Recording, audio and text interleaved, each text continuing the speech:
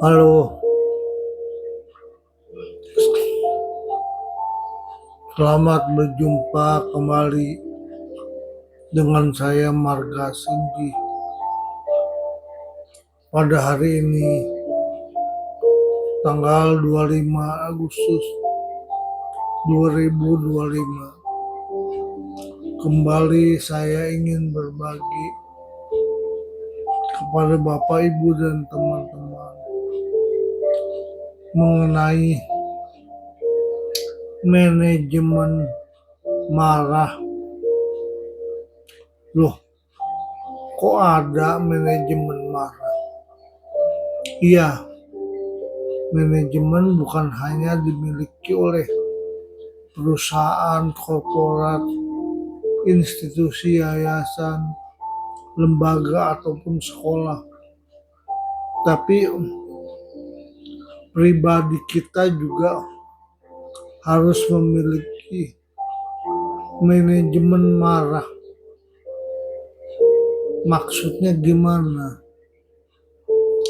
Saya setiap hari boleh dibilang banyak nonton TV berita dan begitu banyak peristiwa kejadian akibat kemarahan yang terjadi dalam pribadi, keluarga, masyarakat, atau institusi. Sejatinya, orang yang berpendidikan tinggi itu dapat mengendalikan emosi, tapi kenyataannya tidak demikian. Orang yang berpendidikan tinggi atau rendah, beragama baik atau tidak baik, ekonomi tinggi atau rendah, siapapun itu, banyak yang tidak dapat mengendalikan emosi. Itu artinya dia tidak memiliki manajemen marah. Ada yang berpangkat jenderal, S2, S3, konglomerat, sekolah tinggi atau tidak berpendidikan, kaya atau miskin. Banyak sekali orang tersulut emosi. Mengapa bisa demikian? Memang dalam kehidupan sehari-hari begitu banyak masalah. Yang namanya orang hidup pasti punya masalah. Yang tidak punya masalah itu biasanya orang mati. Tapi orang mati di alam berikutnya juga punya masalah sendiri yang kita tidak tahu. Mengapa timbul masalah? Timbul masalah karena punya keinginan, tanha, punya ketidaktahuan, awidia, lalu tidak bisa mengendalikan tanha dan awidia, tidak bisa mengendalikan emosi. Loh, wajar dong, orang hidup punya keinginan, ya wajar. Tapi kita juga mesti memahami fenomena kehidupan yang selalu berubah, penuh kedukaan, yang harus kita pahami. Bapak, Ibu, dan teman-teman sekalian,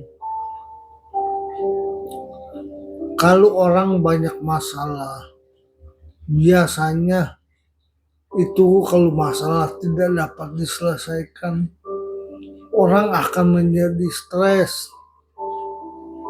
Stres yang banyak akan menimbulkan kesehatan mental yang terganggu.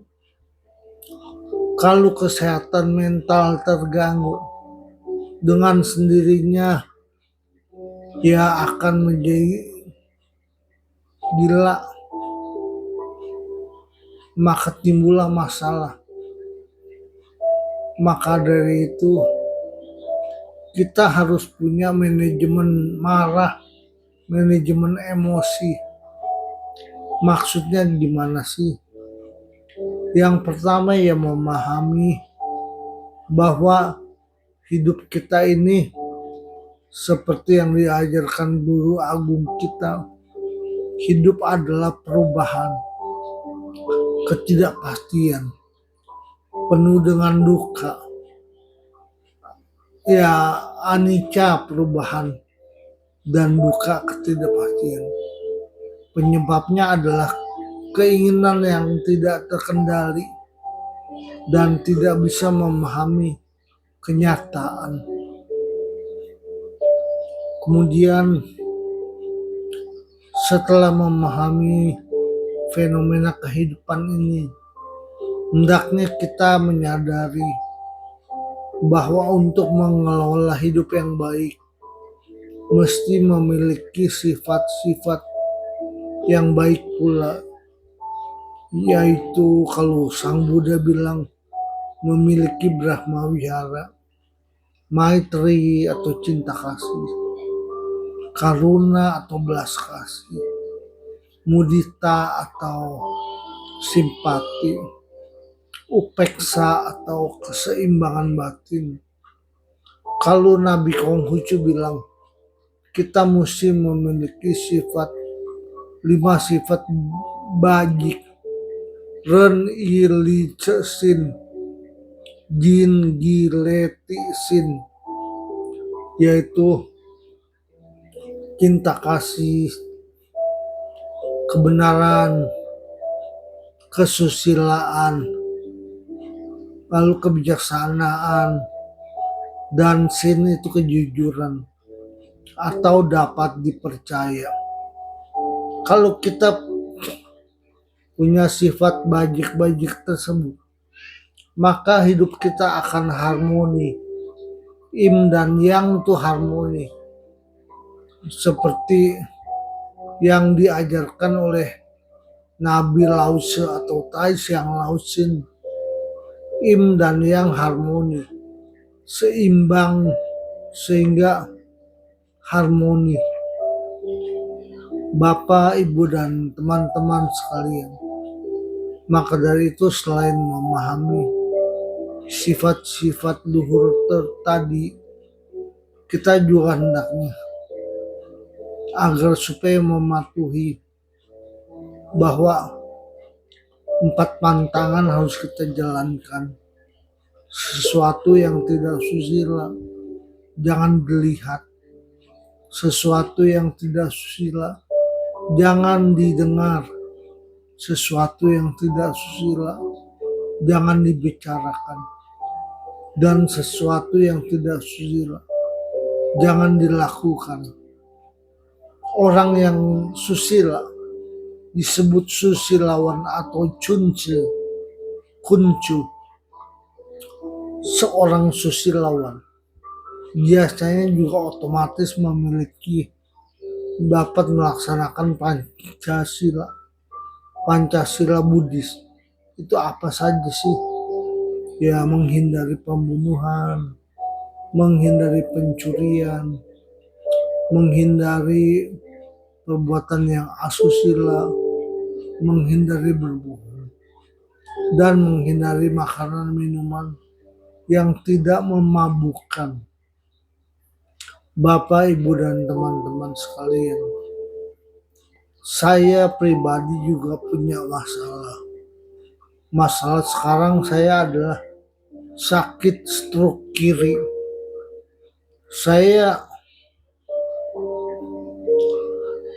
kalau sakit stroke itu baru menyadari belakangan, ya sakit itu mahal, kalau sehat itu murah. Ya ingin sembuh,